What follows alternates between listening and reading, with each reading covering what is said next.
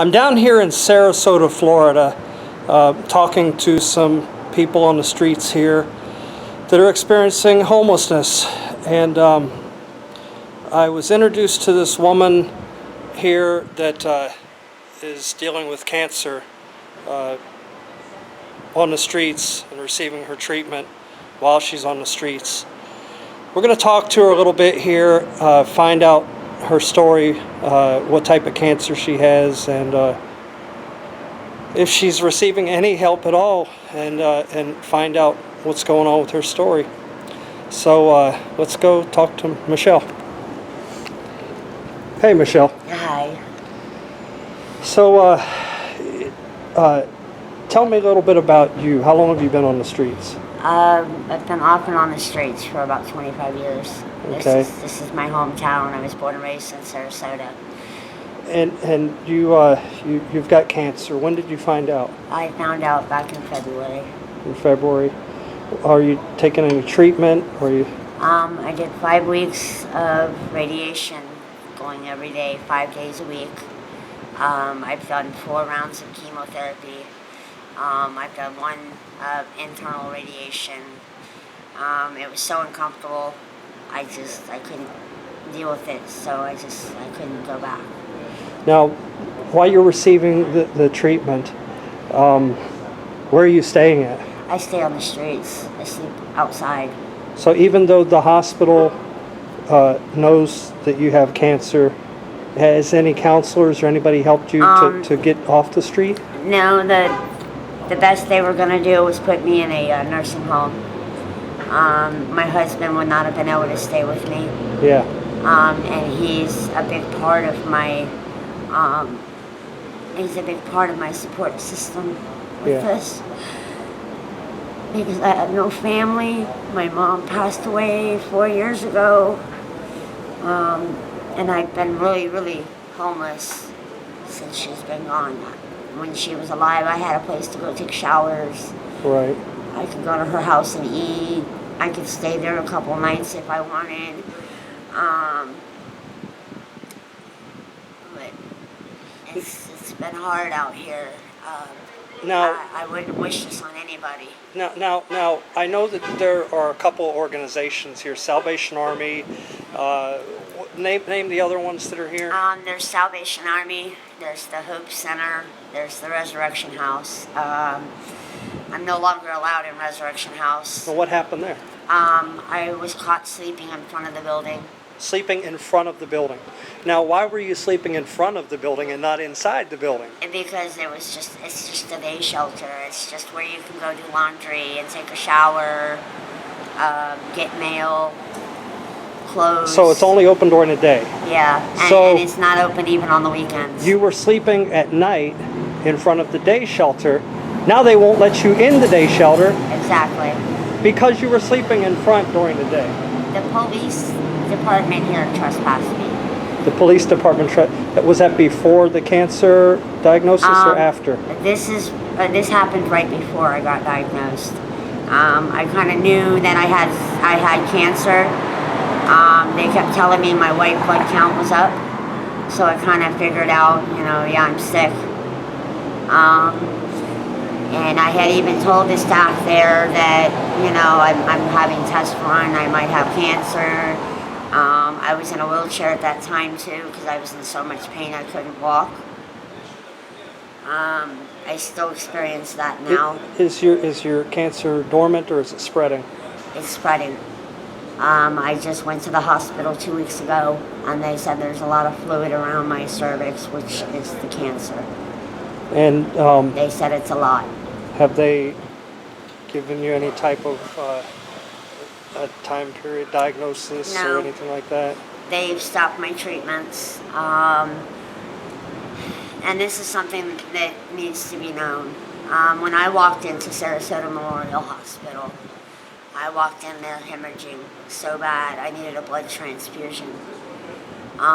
This is right before I had my biopsy done to find out that I had cancer. I had a 3-centimeter fibroid on my cervix that they could have removed,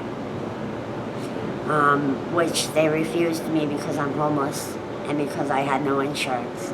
Now, on the insurance thing, you had mentioned that you didn't have insurance before, but now that you've been diagnosed with the cancer, do you have insurance? I have insurance now. Yeah, it's taken me 6 months to get it. Of course, in and out of the hospital. And this is after I've been diagnosed. After I got diagnosed, there was no agencies here that would help me. They have me on strong pain medicine. None of the agencies here, not Resurrection House, not Salvation Army, not Karina's House, none of these places would help me because they were controlled substances. Right. It didn't matter if I walked in there and had all my paperwork saying that I had cancer, saying what my problem was and why I needed these controlled substances. They still would not fill them. They still would So not a person help that has a home and has a job and they find out that they're sick, they can get those prescriptions filled. Exactly. But you being homeless and on the streets, you can't. Exactly. Salvation Army is the worst place for anybody going through chemotherapy or radiation or anything like that. Yeah. Because of the germs they have there. They never clean there. I actually, shortly after one of my chemotherapies, I was so hungry, I wanted to eat something, and it's very hard to eat when you're on chemotherapy. Very hard. Because you end up getting sick and throwing it right back up. And I went to Salvation Army wanting to eat. When I got there, I ate my dinner. I used one of the bathrooms there and ended up contracting the infection C. diff. And it about killed me. I was in the hospital for 4 weeks in quarantine. Because of the infection you picked that up at Salvation Army. Picked up at Salvation Army.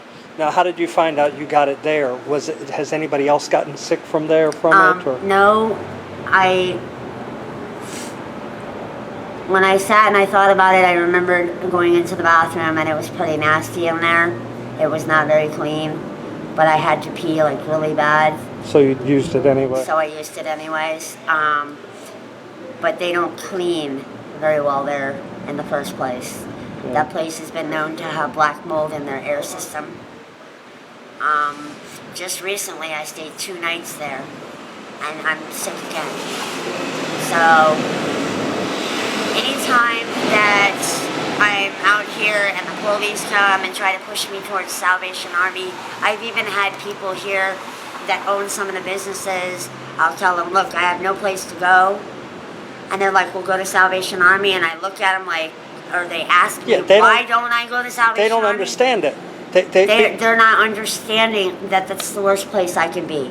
Okay, yeah, you guys have got it here in this town to help But they people. probably don't understand also is because they give money to the Salvation Army, they think that you can go there. Yeah. And they don't realize, because they don't experience it, how hard it is for somebody that needs it to go there. Exactly. And what do you got to do to stay at the Salvation Army? You got to donate $1 or donate $7.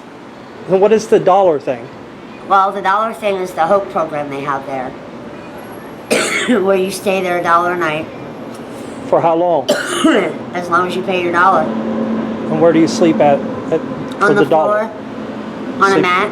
Okay. Which is no different than sleeping out on the street. Now the $7 thing, that's they sleep on the floor. $7 still sleeps on the floor. And here's the thing too. If you ever get a receipt from there, when you pay your money, on the very bottom of it, it says that you donated that money. It's not to pay for you to stay there. They're considering it a donation. So if it's a donation, it's not really required. Exactly.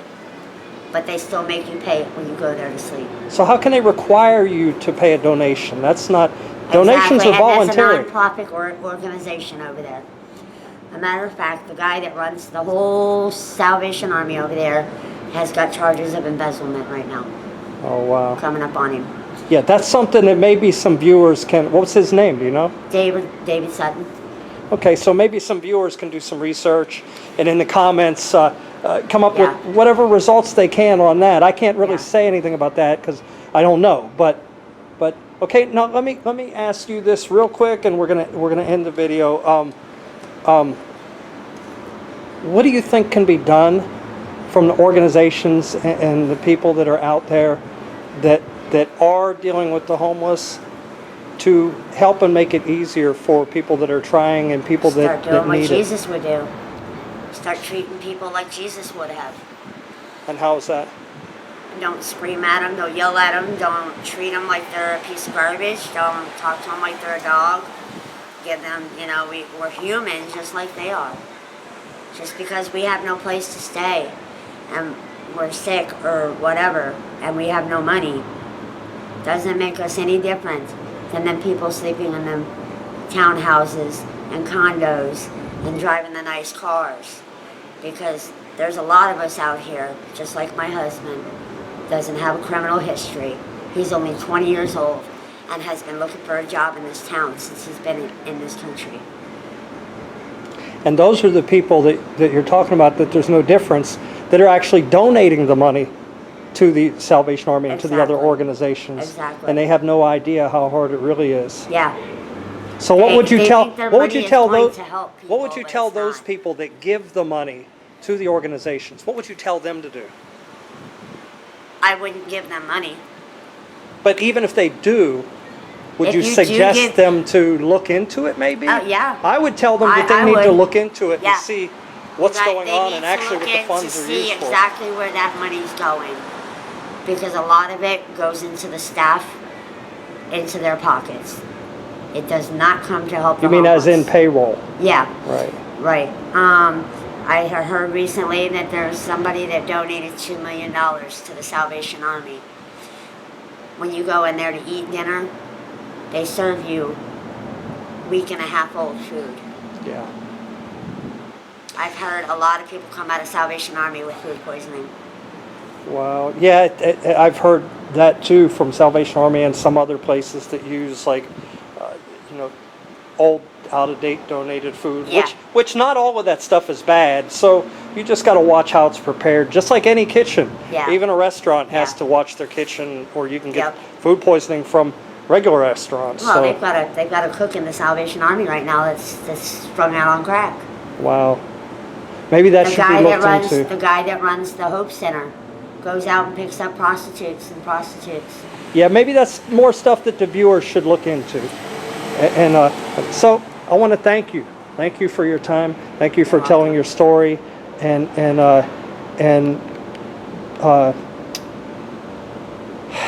I guess that's it for now. I'm going to come back over and thank the people that are watching the videos. Thank you for watching. Thank you for listening to Michelle's story. And put it in the comments. What do you think should happen? Do you think the organization should help Michelle more?